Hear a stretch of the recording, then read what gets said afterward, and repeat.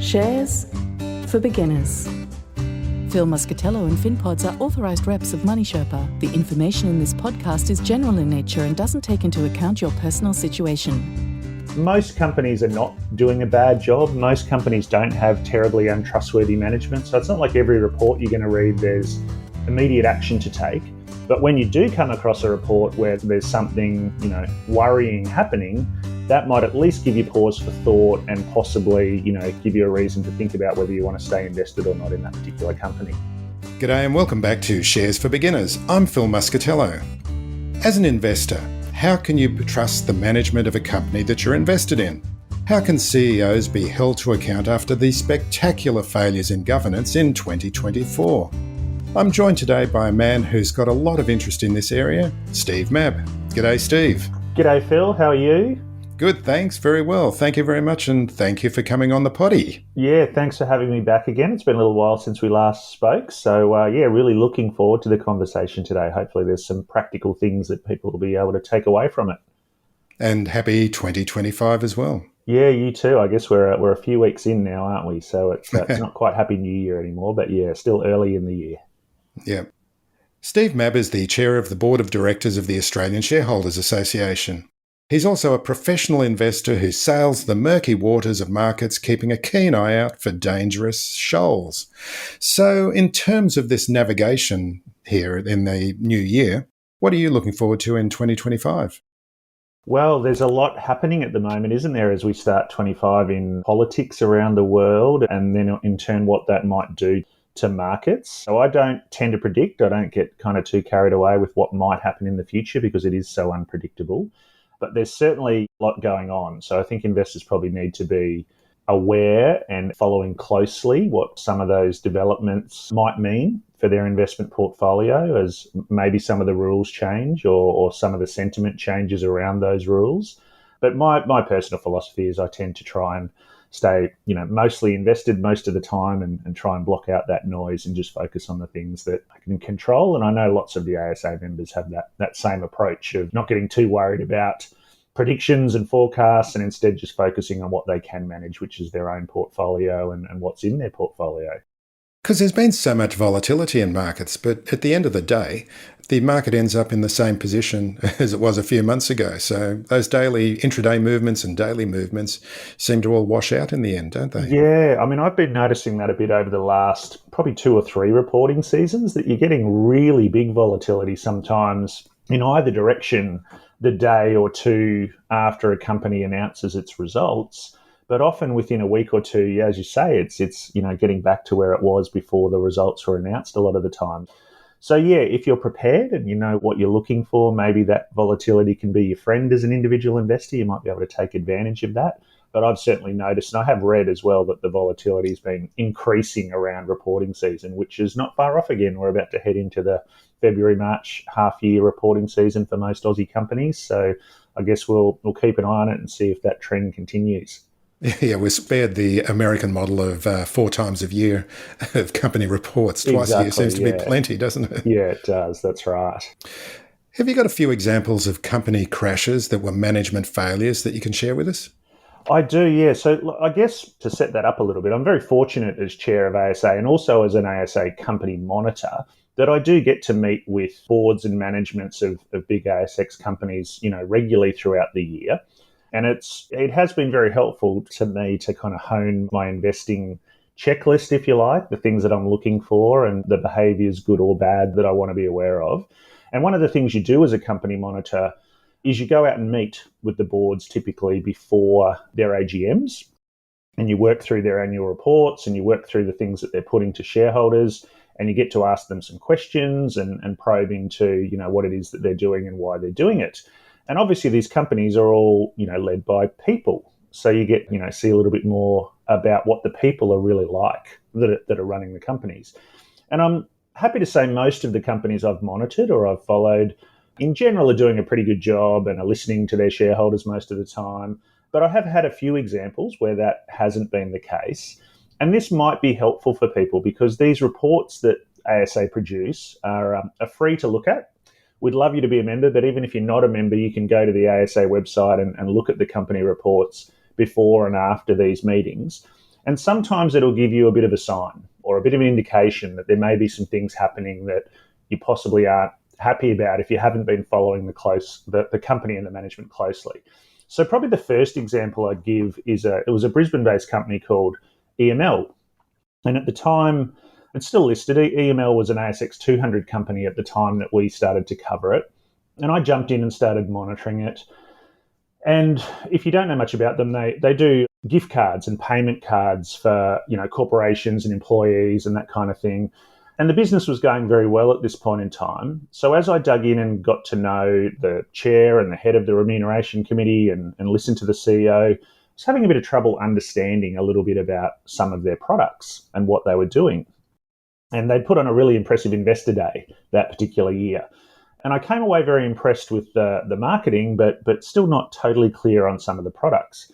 So the next day, the AGM happens. And interestingly, the CEO got up and said, for investors out there that are having trouble understanding our products, I'd say to you, you don't need to understand them. You just need to determine whether you trust management. And if you trust management, you should invest in EML. That was a bit of a yellow flag for me when you're not willing to explain to people that are having trouble what you do. You're just saying, trust us. That same year, the board decided to use discretion to pay out a big bonus to the management team, even though they hadn't hit the numbers that were required in their incentive plan that year. And the justification they gave was that it was a COVID year and it wasn't their fault that COVID had disrupted the business. And they'd also made an excellent acquisition and renegotiated the terms of the acquisition. So they deserved their bonus, even though they didn't hit the numbers. So you had a couple of signs there, right, that things were happening that weren't really aligned with you as a shareholder. Very soon after this, the Irish Central Bank announced an investigation into this acquisition that they'd made for potential money laundering. And the company's share price started to fall dramatically as a result of that. Then not long after, we find out that the CEO has sold, I think it was about $16 million worth of his shares through a loophole, basically, prior to that announcement coming out about the investigation into this acquisition. So that, again, for me, was a very clear sign that you didn't necessarily have management that were super clear or communicating well or maybe aligned with you as a shareholder. So that's an example. I think the share price fell by 80 or 90% from its all-time highs, and it's still nowhere near back to where it was at that point in time. Lots of changes of management during that period, more announcements that have come out that, haven't been great for shareholders. And if you had read the report, you would have heard some of those things, right? That there were some concerns we had with the way that they were communicating and some of the things that they were doing. So that's probably one example. Another company I've covered recently has been Star Entertainment, the casino group. And obviously there's been lots of media reports around what's happening at Star over the last couple of years. But again, if you had have been reading those ASA reports, you would have been discovering more and more about the things that had been happening there, the changes to management, the changes to the board, the fines that were coming in from regulators, and what they were saying about it. And I think in particular at the moment, there's some telltale signs you're getting from them around, concerns around whether they're actually going to be able to continue on as a going concern or as an ongoing business. So again, as an individual investor, you can make your own decisions there about what you do with that information. But for the sake of 5 minutes to read those company reports that are put together by a volunteer, an individual investor, just like you probably, you can learn some things that you may not be hearing about elsewhere or that you may not know about if you're not, individually meeting with management. So a couple of bad examples there.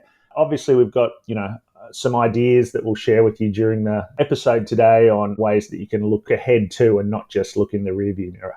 That's got to be you call it a yellow flag, but I think it's more of a red flag when management says to you, just trust us. That just seems a terrible way to treat it because, as we all know, we like to talk about our investments, at shareholder meetings and so forth, and you really want to be able to talk authoritatively about what a company does and what it means to you. Exactly. Yeah, no, I agree. And look, I took my cues here from, the great Warren Buffett and the late, great Charlie Munger.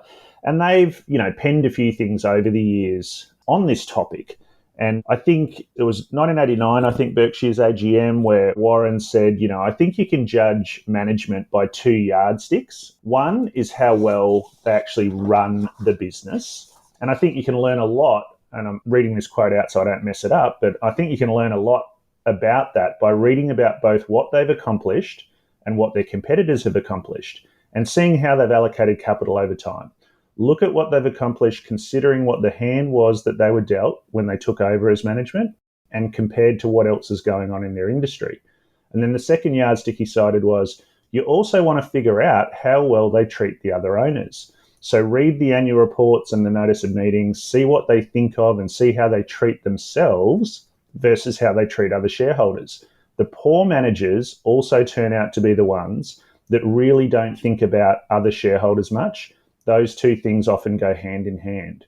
And then Charlie Munger also shared this in relation to how Berkshire assessed whether they do business or invest in a business or not. And he said, after some other mistakes, I learned to go into business only with people who I like, trust, and admire. And later he added, we've never succeeded in making a good deal with a bad person.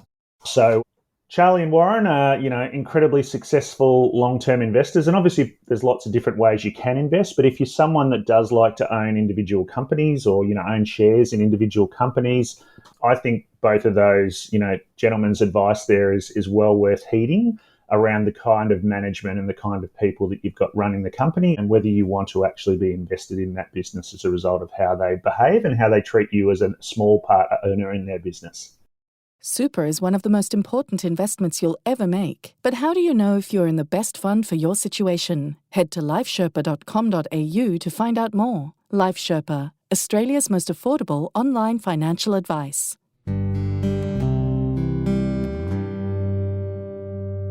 And having spoken with many company monitors over the last few years, I think it's really nice that you're going to get such insights that you're not going to get, say, from management itself, and you don't even get in the media because the media have got that urge to sensationalise things. But to get a company monitor with the ASA who's got their agenda is just to research and spend time, and a lot of them are retired as well, and they have plenty of time to sit down. And so we'd commend listeners going to the company monitor page on the Australian Shareholders website and look for voting intentions. Is that the area that we're Yeah, that's right. So the voting intentions towards will give you a good overview of what we think about the company's performance for the year, or what we recommend in terms of how you should vote on the various resolutions. And then after the AGM, you also get an AGM report. So that's where you get to hear about what actually happened at the meeting and how they responded to questions and anything else that interesting that might have come up. And again, I'll say, most companies are not doing a bad job. Most companies don't have terribly untrustworthy management. So it's not like every report you're going to read, there's immediate action to take.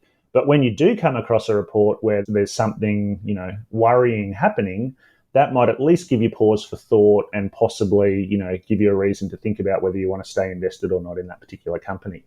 So, trustworthy management. Why do you think this is an important issue for investors to think about, and who should it matter to? Yeah, so obviously if you're someone that just invests in the index, or you just buy ETFs and you're not as worried about individual company performance, it's probably not such a big deal for you. If you are very short term in your investing, let's say you're a day trader or you're a chartist possibly, you're not as worried about what the company does and how they do it, that may be not such a big issue. But if you're someone like many of us that buys shares in a company and intends to hold it for a long time, then I think the question around, do I trust the management of this particular company, is critical. And it also seems to me to be an avoidable risk. So there's lots of things that we can't anticipate, the black swans as they're called, that can come along and disrupt our investment or the market or whatever. You just can't know them in advance. But one obvious risk that you can have some idea about in advance is, have you got a management team or a leadership team that are trustworthy, at least publicly? Are they doing things that are, good for you and aligned with you as an individual shareholder? Or are they doing things mostly that are good for them and they're not necessarily, concerned about you as an individual smaller shareholder? To me, that's an identifiable or an avoidable risk. Doesn't mean if you don't stay invested in a company like that it can't continue to do well, right? It's possible that even with average management or, not totally aligned management, the company might still prosper and the share price might continue to go up. So not for a second would I suggest that it would work 100% of the time. However, at a portfolio level, I think the question is, do you want to have a bunch of companies in your portfolio where you're not comfortable or completely aligned or completely trust the behaviour of the management team. And for me, that's a no. I feel like that's an avoidable risk. There's more than enough companies on the ASX that, or internationally, that have got, good, trustworthy, hardworking management that I could be invested in instead of, a company where I don't feel that's the case. So it's a probability basis or a thinking in bets type idea. It won't work 100% of the time, but where you've got management that aren't necessarily completely trustworthy and you don't remove them from your portfolio, you shouldn't be surprised then if something bad happens down the track and the share price and the valuation of the company suffers. So for me, it's an easy or a removable risk from my portfolio. And that's why I ask that question and then try and figure out the answer to that question whenever I'm, looking at an individual company. And this seems to be an area where founder-led companies are particularly at risk because there's these rockstar CEOs.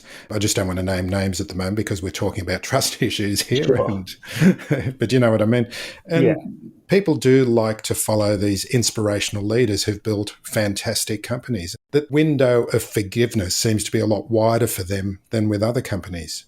Yeah, absolutely. I mean, we saw a lot of examples in 2024 of companies that were hit with some kind of trust or behavioural or operational, reputational issues. And quite a few of those were founder-led companies. I think, to me, the knee-jerk reaction would be to go, well, I don't want to invest in founder-led companies anymore because the founders are more prone to this behaviour. When you look at it, on average, founder-led companies often outperform general management-led companies. So it is a case of still digging into the detail, I think, and seeing what kind of founder you've got leading your company. Is it someone that's, entrepreneurial and really cares about their business? Because in general, those are good things, but also is willing to treat the other owners or the other shareholders and the other people within the company and their customers, etc., fairly and reasonably. And my answer to that is yes. There's still plenty of founder-led companies out there that are not only feathering their own nest or not only primarily worried about their own remuneration or their control of the company or whatever it might be. So to me, the devil's still in the detail. You've got to look at the individual people involved.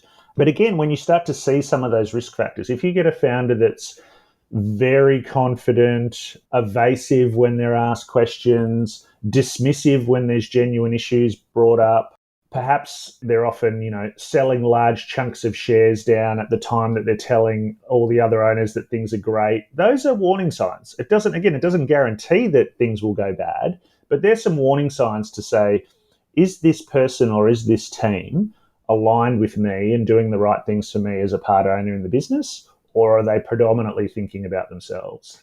And look, we're all human. We've all got those kind of little biases and behavioural traits at times. We're talking about the extremes here, where you're getting kind of extremes of behaviour that you may not be comfortable with. So yes, agreed, there's some founders that have been in the news for the wrong reasons, but equally there's lots of other founders that, don't seem to be displaying some of those bad habits and are producing great results for their shareholders. So there are other warning signs that you can look out for to check on the management of these companies and whether you can trust them or not. Yeah, well, I've got a little checklist I use that I've kind of developed over time. Yeah, that's right. You were referring to the checklist. We'd love to hear about your checklist. Yeah. So look, a series of probably 8 or 9 questions that, are pretty quick and easy to answer. It doesn't take a lot of work, but there's some things that I look at when I'm trying to assess the quality of my management team.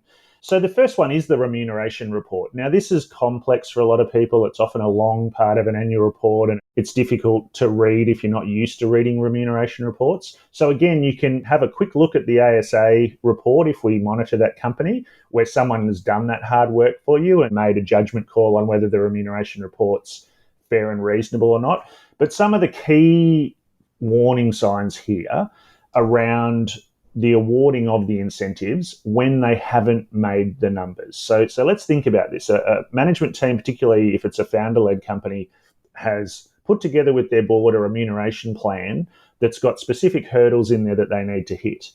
And if you have a board or a management team then that are awarded their incentives, even though they haven't hit the numbers, that's telling you that A, they're not really aligned with you as a shareholder, and B, you may not even have much of an incentive plan. You may just have almost some guaranteed remuneration, if you like, because they're going to override their own hurdles and use discretion to pay out incentives that have not necessarily been achieved. I think also in their remuneration reports, do they have some of the other things besides financial metrics that hopefully are important to the company. Things like customer outcomes. So, are the customers really happy? Are they getting good reviews, referrals, repeat business, whatever the right metric would be from their customers? And also staff outcomes. Are their staff happy? Are their staff engaged? Have they got low staff turnover? Those are some things that are in some remuneration reports that are good signs, where it tells you that the management team cares about, or should be caring about, the other stakeholders in the business, not just purely financial metrics where they're, incentivized maybe sometimes to do the wrong thing for the long term. So there's some things in the remuneration report. In general, does the company measure staff engagement? So this is where, a lot of good companies these days will use Gallup, for example, or other tools to assess how engaged, or basically how happy and committed their staff are to the business. And a lot of companies will report on that and talk about staff engagement and staff retention. So that's a good thing to know, and it's an easy thing to ask. If you're going to go to an AGM or send questions in on an investor call, etc., do you measure these things? And if you do, what are the results? And then track that over time. Is it improving or is it getting worse? Because again, if you've got really aligned and high quality management, they should be trying hard to make their staff happier and more productive every year. If they don't measure those things or the results are getting worse, that may be a sign that internally the management team's not doing a great job with the team. Do they measure customer satisfaction? Things like Net Promoter Score, where they're measuring how many customers of theirs are telling other people how great their product or their service is. Net Promoter Score is kind of the most used metric here. And the higher a Net Promoter Score, the higher the financial performance of the company over time often is within their industry. So that's a great thing to look at. And again, a great thing to ask about. Do you measure Net Promoter Score, or do you measure customer satisfaction? How do you measure it? And, what are the results? And track that over time as well. If the customer results are getting worse and worse, then possibly the management team are not aligned or doing the right things in the eyes of their customers. And you might get away with that in the short term, but long term, if your customers are less and less satisfied with you, it's pretty unlikely that you're going to deliver great value. We've seen that in the airline industry, for example, in recent times. So there are a few examples. I think when it comes to some of the financial things, if they're a company that's raised capital, have they actually gone out and done a capital raising? If they did they do it in a fair way to all their shareholders? So did all the shareholders get an equal opportunity to participate in the capital raising and take advantage of the discount that went with it? Or did they only offer the capital raising to certain preferred shareholders? For me, that's a red flag now. I don't want to own shares in a company that doesn't at least allow all their shareholders a chance to participate in the capital raising. Because if they don't, they're basically saying, we don't care about our smaller shareholders. We only care about the big guys. And we'll give them a crack at our capital raising, but we won't give our smaller shareholders an opportunity. As I mentioned earlier, do they sell down big parcels of shares? If they're an owner or a manager that's got a lot of shares in the company, whether that's been through their remuneration or just outright buying shares or owning shares, do they sell down big parcels of shares without a really good reason at the same time they're telling you everything's wonderful? Because that's a yellow flag a lot of the time too, for some bad news or some bad results coming down the track. Do they only make commitments or forecasts when they're talking on investor calls or talking to the market that seem realistic and deliverable? Do they under-promise and over-deliver, I guess? Forecasts, as we talked about earlier, are inherently difficult. It's hard to get these things exactly right all the time. But in general, are they mostly delivering better results than they're, forecasting or predicting when people are asking them about the future? And are they also really humble about the things that go wrong? And this is one of the things I love about Buffett and Munger as well. Every Berkshire meeting, they normally start off with all the things they've messed up, all the things that have gone badly for the year that you should know about as a shareholder in Berkshire, and also what they're going to try and do about it. Because we all make mistakes. No companies are perfect. There's always things that aren't going to go right. So are they humble and honest about that, or do they try and spin it, or do they try and gloss over it and not talk about it? That gives you a bit of a tell as well. And I think, a lot of those things you can check by reading the reports or sitting in on the investor calls that most companies hold at half year and annual report time. They'll put on a 30, 40-minute Q&A. There'll be a bunch of brokers on there probably asking some questions. So you don't even necessarily need to ask any questions. You can just listen in and hear how they respond to those questions and how they communicate. And you can also, as I said, read the annual report, kind of see how they communicate to people. And also, if ASA covers them, read those company monitoring reports and see what the ASA monitor is saying about those things. So there's some pretty easy things. Might take you, half an hour to an hour a year to check in on a few of those things and just keep tabs on what's happening at your company if you've got a reasonable, number of shares in that business. So there'd be some suggestions that I'd give people that are hopefully practical and doable if you are someone that owns shares in individual companies and wants to hold them for a long time. A lot of what you've talked about is quite qualitative, isn't it? Where especially staff and customers, really they seem to be so important for any business. And it was interesting. I've never heard that net promoter score that you referred to, which is that something that shows up in annual reports, or is it something that you can check away from the company as well? It does, yeah. I mean, it is something the company has to measure. And the way that it works normally is when you see customers giving reviews or ratings of a particular company, like we see it on Google, for example, right? Google reviews, either 1 through 5 or 1 through 10 star or point system normally. The people that rate a product or a company a 5 on the 1 to 5 rating or a 9 or a 10 on the 1 to 10 rating, that's someone you'd call a promoter. So that's someone that's obviously very happy with what you do or what you've sold them, and they're likely to go and tell other people about how great it is. So those are the kinds of customers you want, really happy, satisfied customers that's spreading the word about what you do. On the other end, you've got, the 1 or 2 star ratings or the, 1 to 5 on the 10 star kind of scale. They're detractors. They're people that are not happy, that are not satisfied, that are likely to tell others that, you didn't do a good job or you don't have a good product and that you shouldn't do business with this particular company. So you obviously want a lot more promoters than you want detractors. If you've got lots more people happy with your service and telling others, much more likely to grow your business than if you've got a lot of detractors telling others that you're not so good. So that's where the general idea of net promoter score comes from. More fans than detractors. And lots of companies measure this. They don't all necessarily disclose it in their annual report. Some do, but you can at least ask the question or put the question to them, in an email or however you want to raise it. Are you measuring net promoter score? Are you measuring customer satisfaction? And if so, what are the results? And then, make your qualitative assessment from there around whether it's good or not. Now, different industries tend to have different net promoter scores. So, for example, the banking industry, probably not super surprising, but they don't have a high net promoter score in Australia. Where some of the online retailers, for example, that are giving great service, really fast turnaround, great pricing, etc. A lot of those types of retailers often have high net promoter scores where they've got a lot of really happy customers. We're thinking about, the Amazon Primes here, for example, of the world. So yeah, every industry can be a little bit different on what the average net promoter score, average customer satisfaction is. And if you're in that industry, you obviously want to be seeing how well your company's doing compared to others in that industry, because that'll tell you whether they're likely to keep gaining some market share or continuing to grow their business faster than the industry's going, for example, if their customers are happier. And also in terms of employees, that you don't want employees who are working in soul-destroying jobs that they're going to move away from as quickly as they can, are you? Yeah, and most employees want to work at a company that's doing a good job and has happy customers. So those two things are interlinked. If you've got engaged and productive team members that are, kind of aligned or in sync with the goals and the strategy of the company, they're more likely to look after the customers well. But vice versa, if you've got really happy customers, then the employees are often happier and, more maybe prouder or feel a better sense of purpose about what it is that they do every day at the company. So yeah, those things are often interlinked, and where they're both high, that's a really good sign that the future is, more likely than not to be good for that company. So, the ASA, what's its role in cracking the whip to ensure good behaviour from companies? Yeah, look, there's a lot of things that we do.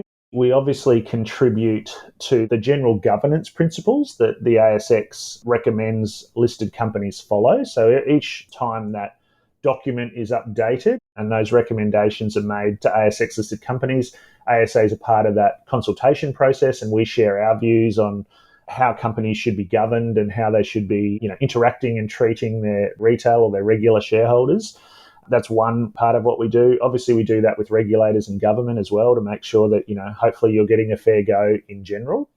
We've also obviously talked a lot about company monitoring. So for roughly the top 200 companies, we will go out and monitor them every year. We'll meet with their boards where they're willing and will produce reports for you as a shareholder or a potential shareholder and give you a bit of an insight into how they are thinking about these things, how they're treating you as an individual shareholder, and whether it's, fair and reasonable or not. Sometimes those things are judgment calls. Sometimes we have to agree to disagree. It doesn't necessarily mean the company's bad just because we might be recommending an against vote on something. We may just have a different opinion on what the best way to do something is. So you have to read between the lines a little bit sometimes and work out whether it's just a disagreement on substance or whether there's, a genuine intent not to look after their small shareholders or not to do the right thing by their small shareholders. And then our CEO, Rachel Waterhouse, she is regularly in the media these days. She's a frequent contributor when issues are arising or companies are running into problems or in the media for maybe some of the wrong reasons. And you'll hear from Rachel either on our website or in the media around what our views are and what's happening at that particular company at that point in time. Just because a company's in the media doesn't necessarily mean that ASA thinks everything is bad. Sometimes we may agree with the positions management have taken that maybe others in the media have not. So you still need to look at each case on its merits and try and make a judgment call on whether it's, good, bad or neutral. And the membership of the association is a broad church, let's face it. Absolutely. And many of them have very different opinions and stances on particular issues and the way companies should be run. That's right. Many of them are just looking for the good returns and making sure that the management is doing that, rather than these days where there's a lot of talk about a social license that a company needs to operate under. Exactly. And ASA doesn't typically wade into those things in great detail. We don't take super strong positions on some of those issues that are more debatable or are more in the eye of the beholder. We like to focus more on, the financials, obviously, that are typically black and white or pretty close to it. And then, the behaviours or the actions that they're taking that directly affect their individual shareholders and whether those are fair and reasonable and balanced and aligned. Again, there's a little bit of judgment sometimes on those things, but most of the time, most members and most individual investors are fairly aligned around those kinds of things. So that's where you'll see us weighing in most conclusively. We always take feedback from members and from retail investors in general and, try and take positions that are, generally aligned with the majority of shareholders. There might be the occasional person that disagrees with something, but if you've got overwhelming support from the retail investor community for a certain position, that's typically the way that ASA will go as well. Okay, just a question without notice, Steve. Sure. Artificial intelligence. It seems to me, and I've noticed this urge that's been building up and playing out at the moment, where a lot of companies are now using AI to automate what used to be, let's face it, soul-destroying jobs, wrangling a lot of data. Now, there's a couple of things here. There's whether a company's performance is going to be enhanced by this, whether labour costs are going to be reduced. But how do you personally feel about companies doing this? But then there might be employees who will be left by the wayside because of this. Yeah, it's a really tricky question, isn't it? I actually have been thinking about this a little bit because, as an individual shareholder, if a company can become more efficient and more productive, generally that means they'll become more profitable, and generally that'll be good for us as shareholders. Probably also good for us as customers as well. Like if the company's doing a better job and is more productive and more efficient, we're probably likely to have a better experience with the company. So there's lots of potential positives, I think, that come from maybe what where AI is heading. But like you, I do worry a little bit, or I'm assuming you're worried a little bit about what that might mean for employment in general. I don't know is my honest answer to what that might mean longer term. But I am thinking about, with each of the companies I own, is AI likely to benefit this company or not? So, for example, we'll talk about retail again, which is something that I know fairly well. If you're a retailer and you could use AI to understand your customers' preferences better, understand their, the kinds of products they're most interested in, understand, what their buying patterns are, you could start to get really targeted and productive with the types of emails or marketing that you then send to those regular customers. And you wouldn't need as many, individual people trying to work all those things out on spreadsheets, for example. So I can see some real benefits, for example, from using AI to become more targeted and specific and productive with your marketing. And also with your stock levels, the kinds of products and the amount of inventory you might need then to support those campaigns or those targeted messages to your existing customer base. So I can see AI being a really big benefit, for example, to retailers that use it in that way. So that's the way I've been thinking about it for now, at least, is using AI likely to benefit for this company, or, possibly might it disrupt or, be a negative for this company? And that's practically how I'm trying to tackle it. I have no idea who the winners will be in AI as, service providers or, inventors or innovators in AI in general. So I'm not trying to play that game at all. I'm just thinking about whether utilizing AI will be beneficial for the companies that I own or not at the moment. Yeah, that's one of the things I've been feeling about AI for a long time, is that people are asking, how can I invest in artificial intelligence when it's going to be one of those technologies that's so all-pervasive? You're investing in it everywhere, basically. Yeah, I've heard some people talking about this recently around the internet, for example, right? And when the internet was first, created, there was a lot of hype and excitement around, listed companies that might have added .com to their name or whatever it might have been. And lots of those companies subsequently didn't do so well or were delisted. So we're at a similar point in time here where it's a very exciting innovation and it's, possibly going to change the world. But trying to predict who the winners are going to be is pretty difficult, I think, at this point in time. And over a longer period of time, AI may not even be a huge competitive advantage. It might just be something you need to do or utilize as a company. For example, every business pretty much now needs a website. It doesn't give you a competitive advantage to have a website. It's just part of what you need to do to run a business, is to make it easy for people to find you, discover you, shop with you, whatever it might be. But in and of itself, having a website these days isn't a big advantage over competitors that don't have a website, for example. So I wonder if that's where we might end up with AI long term, where, nearly every company needs to use it and it's just part of doing business. But it isn't in and of itself an enormous competitive advantage long term because everybody else is using it. So that's my hunch or my guess at this point in time. But no idea, and not trying to pick individual winners at this point. So a bit of plug for the ASA, and we've got the annual conference coming up in Sydney this year again in May, haven't we? We do, yeah. We had a wonderful conference last year in Melbourne. So we're going to repeat, most of the things that worked really well in Melbourne last year, which was individual ASX company leaders coming along and presenting on their businesses and, giving investors a chance to see them in person and ask them the hot questions. We'll have some really good panel discussions. One of the new initiatives for this year is going to be a Meet the Regulators session, where we'll have representatives from ASIC, from the ACCC, from APRA, from the ATO, hopefully, where you can come and ask your hot questions of the regulators and, what they are or aren't doing to oversee markets and investments in general. We'll obviously have some interesting keynote speakers and economists talking about where they think the market and the economy might be heading in the next year. So yeah, really looking forward to that. And excitingly, we're also going to have a second conference this year on the Gold Coast later in the year. So you've actually got two choices this year to come along to our flagship investor events. And the Gold Coast conference will probably be a bit more focused on retirement issues. So obviously we'll be talking lots about investing, but in particular around retirement or pre-retirement and some things you might need to do to get set up there better if you're not already. So lots of details there that'll be on the website. The Sydney conference is planned for May, and the Gold Coast conference will probably be August, September, something like that. So two beautiful locations and great options for people to come to. Steve Mabb, thank you very much for joining me today. Thanks, Phil. Really appreciate it as always. Thanks for listening to Shares for Beginners. You can find more at sharesforbeginners.com. If you enjoy listening, please take a moment to rate or review in your podcast player, or tell a friend who might want to learn more about investing for their future.